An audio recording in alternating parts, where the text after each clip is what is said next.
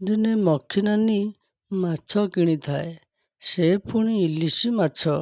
ସେ ମାଛ ଖାଇବ ବୋଲି ଭାରି ଆଶା କରିଥାଏ।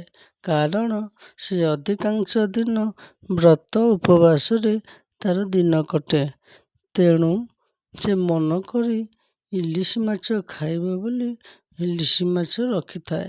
ମାଛ ଭଜା ଭଜି କରି ଭଲ ଭାବରେ ତେଲ ମସଲା ଦେଇ ତରକାରୀ ରାନ୍ଧିଥାଏ। ରୋଷେଇ କାମ ସାରିଦେଇ ସେ ନଈକୁ ଗାଧୋଇବା ପାଇଁ ଯାଇଛି। ଠିକ୍ ଏହି ସମୟରେ ସେ ଗାଁରେ ଥିବା ଏକ ବିଲେଇ ଆସି ତା ମାଛ ତରକାରୀକୁ ଖାଇ ଦେଇଛି।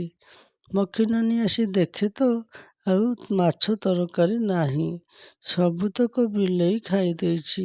ସେ ବିଲେଇକି ଖୋଜିଲା ଆଉ ପାଇଲା ନାହିଁ। ଶେଷରେ ମଖିନାନୀ ବଜାରରୁ ଏକ ବିଲେଇ ଧରା ମେସିନ୍ କିଣି ଘରକୁ ଆଣିଲା ଓ ସେ ବିଲେଇକୁ ପାଣି ଦବ ବୋଲି ଚିନ୍ତା କଲା। ତା ପରଦିନ ସେ ମେସିନ୍ ଭିତରେ ଶୁଖୁଆ ଟାଙ୍ଗି ଦେଇଥାଏ।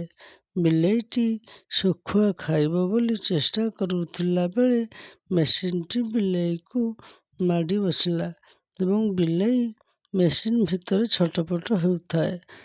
ତାପରେ ମଖିନାନୀ ଆସି ଦେଖେ ତ ବିଲେଇଟି ମେସିନ୍ ଭିତରେ ଛଟପଟ ହେଉଛି। ମଖିନାନୀ ଦେଖି ଭାରି ଖୁସି ହେଇଗଲା ଏବଂ ସେ ବିଲେଇକୁ ଧରି ପାଖ ଜଙ୍ଗଲରେ ନେଇ ଛାଡ଼ିଦେଲା।